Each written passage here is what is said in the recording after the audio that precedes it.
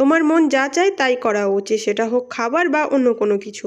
তো যাই হোক, হ্যালো এভরিওয়ান, আমি শর্মিষ্ঠা। আমার নতুন একটা মিনি ব্লগে তোমাদের সবাইকে ওয়েলকাম।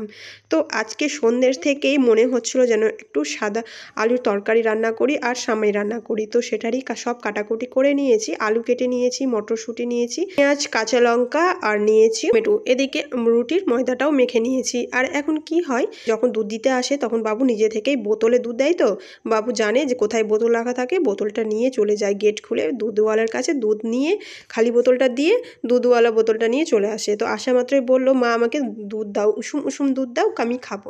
তো ওকে গরম দুধ করে দিলাম। ও সন্ধ্যের দিকেই উষুম উষুম দুধ খেয়ে নিল। তারপরে দেখো আমি আলু তরকারিটা করছি সর্ষের তেলে, যে কালো জিরে ফোড়ন দিয়ে। এই তরকারিটা খেতে কিন্তু ভীষণই ভালো লাগে, বিশেষ করে রুটি বা লুচি দিয়ে। তো দেখো আলুটাকে একটু বেশ ভালো করে ভেজে নিলাম। তারপরে দিয়ে দিলাম মটরশুঁটি একবার আমি তেলে দিয়েছিলাম, কি ফটফট ফটফট করে ফাটছিল। সেই দিন থেকে আমি আর তেলের মধ্যে মটরশুঁটি দিই না। আলুটা অনেকটাই ভাজা হয়ে গেছে, তারপরে মটরশুঁটিটা দিয়েছি, দিয়ে পেঁয়াজ দিয়ে দিলাম। পেঁয়াজ দিয়ে এটাকে ভালো মতন করে ভেজে নিব। আর এই আলুর তরকারিটা মানে কোনো রকম মশলা ছাড়াই হয় আর খুব সহজে হয়ে যায়। রুটির সাথে এই তরকারিটা সবসময় আমি করে থাকি, যেহেতু তাড়াতাড়ি হয় আর খেতেও ভালো হয়। এরপর লবণ হলুদ দিয়ে ভেজে নিলাম। তারপরে একটা টমেটো কেটে দিয়ে দিলাম। টমেটোটা দিলে তরকারির স্বাদটা একটু বেশি ভালো হয়। তো দেখো তরকারিটা আমার হয়ে গেছে। আর এই তরকারিটা পাতলা পাতলা কিন্তু বেশি ভালো লাগে।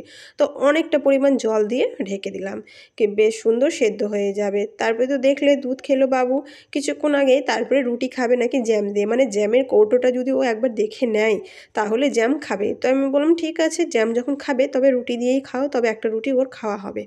তো দেখো এইভাবে রোলের মতন করে দিলাম।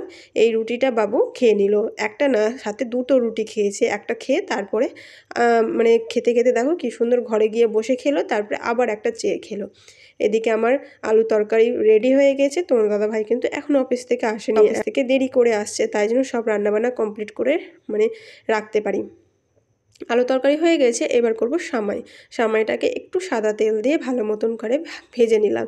সামাই ভাজা থাকে, কিন্তু বাড়িতে যখন রান্না করি তখন ভেজে নিলে বেশ গোটা গোটা হয়ে থাকে, অতটা গলে যায় না। এটা ঘি দিয়েও ভাজা যায়, তবে আমি ঘি খাই না, বাবুও ঘি খায় না, তাই জন্য এটা সাদা তেল দিয়েই ভাজলাম। তারপরে দুধের মধ্যে একটা এলাচ দিয়ে দিলাম। এখানে তেজপাতাও দেওয়া যায়, তবে বাড়িতে তেজপাতা ছিল না তাই জন্যই দিইনি। এলাচ দিয়ে দিলাম আর দুধটাকে ভালো মতন করে ফুটিয়ে নিলাম। তারপরে দিয়ে দিয়েছিলাম সামাইটা একটু সেদ্ধ হয়ে এসেছিলো। তারপরে দিয়েছিলাম চিনি। এইভাবে সামাইটা ভালো মতন করে হয়ে আসলে আমাদের আজকে যেটা আমার মন চেয়েছিল খেতে, সামাই, আলু তরকারি আর রুটি, তাই আমি আজকে বানিয়ে ফেললাম। তো এইরকম মিনি ব্লগ তোমরা যদি দেখতে চাও অবশ্যই কিন্তু কমেন্ট করো, তাহলে কিন্তু আমি এইভাবেই মিনি ব্লগ তোমাদের সাথে শেয়ার করব। আর যারা আমার চ্যানেলে নতুন আছো তারা কিন্তু অবশ্যই আমার চ্যানেলটি সাবস্ক্রাইব করে পাশে থাকবে। তো কেমন হয়েছে আজকে রাতের ডিনার অবশ্যই কিন্তু বলবে। Tata, bye bye.